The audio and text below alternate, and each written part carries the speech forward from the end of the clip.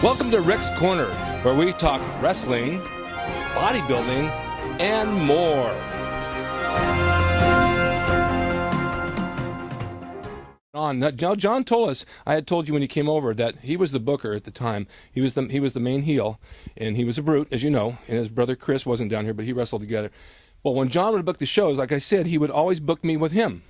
And I thought, why is he doing this? I'd like to work with the other guys, because I know when I'd worked with him, it's like working with the teacher of the class. He's going to lead you through the whole thing. You're going to do exactly what he wants to do. You're not going to do what you want to do, and that's the match. But I found that he liked working with me, and I guess I took that as a compliment now, I will now. And I did do what he said, and he did work for me, and he did sell for me.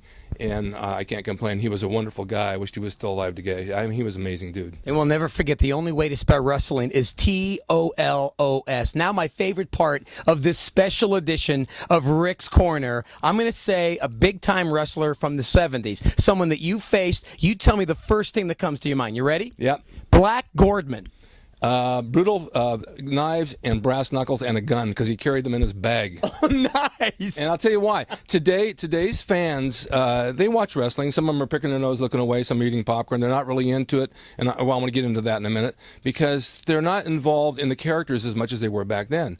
Gordman and Goliath being vicious heels, and with the Hispanic audience, these people hated them. They would literally chase them out of the building and try to kill them. Right. So they had to have brass knuckles, guns, and knives to fend for themselves. John Tolos would park 3 or 4 blocks away. They'd rip off his antenna and steal his hubcaps. Superstar Billy Graham, I'd wrestle him, and he'd leave me off a few blocks away. He'd go and park, and I'd have to meet him there because they would attack you outside the building. Today, they don't do that. So, in your answer to who Black Gordman, guns, knives, and brass knuckles. Let me throw another name at you. Kenji Shibuya, one of my all-time favorites. Kenji Shibuya. His name's Bob. He lived on soup. Kenji Shibuya's name was Bob? His name was Bob. He lived in the Bay Area. I think he sold cars once in a while. But he had a neck, like a huge neck. He was a vicious-looking guy.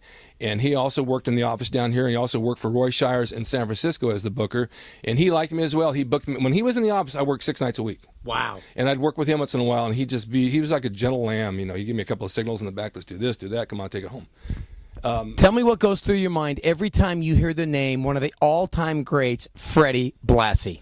Freddie Blassie, Shane will appreciate this. When Adam was born, I showed Freddie a picture of my older son, Adam, and Freddie looked at it. He said, I could just eat him up. He's so cute. This was at Zucchi's Deli in Santa Monica in the this was the 70s, late 70s. And Freddie was the best heel ever. He would file his teeth and bite people. Sure. He just had the gimmick down for sure. But he was the nicest man. He was just a wonderful human being. He had a ton of friends. Gene LaBelle was like one of his best friends. Johnny Red Shoes Dugan was one of his best friends. Hank Matheny, the referee. Jimmy Lennon, who's passed away. And Dick Lane, of course. It was just a tight group. As Gene said in our interview, he says it was a family back then. It's just no longer a family. Right. You know, it's scattered all over the world, the indie shows, and WWE guys are getting released, hired and fired all the time. There's a big drug issue.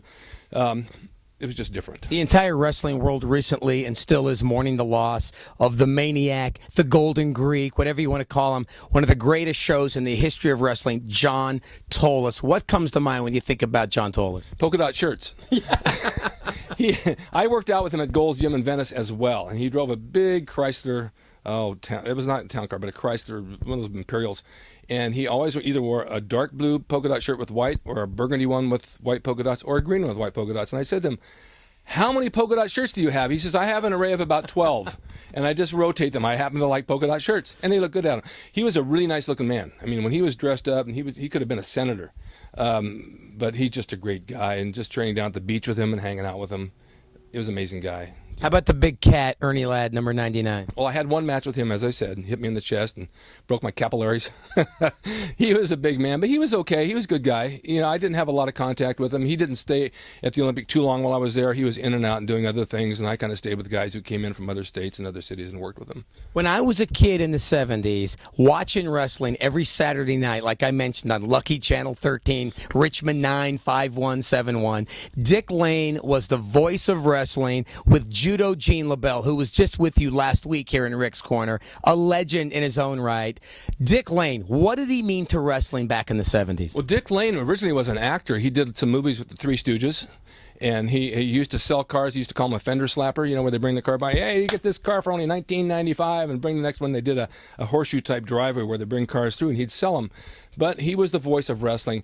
we had holds, and we have names for holds like headlocks and arm bars and all that, but he made up his own names. He's got him in an overhead chromium crotch lock right now, and we're not quite sure where he's going, but I see his hand on his genitalia. I mean, he would come up with stuff that was so outrageous, but it was funny, and people loved it. Ah, come on, Blassie. You know, he was just, Dick Lane was classic. And Judo Gene LaBelle, how fun was it to work with Judo Gene? Judo's a character. I mean, Judo Gene, he's a character. He wrestled, and not a lot of people know this, as the Hangman. He had a mask and a full body suit. And he was the Hangman? Yeah, with a little noose. Who knew? See? That's unbelievable. See the things you find out in Rick's Corner? Gene LaBelle was the Hangman. Go figure. Yeah, it's actually in his book, a picture of him as that. But he is actually a real shooter. He knows how to take you down and choke you out and break your arm and whatever else goes with it. However, he's not that type of guy.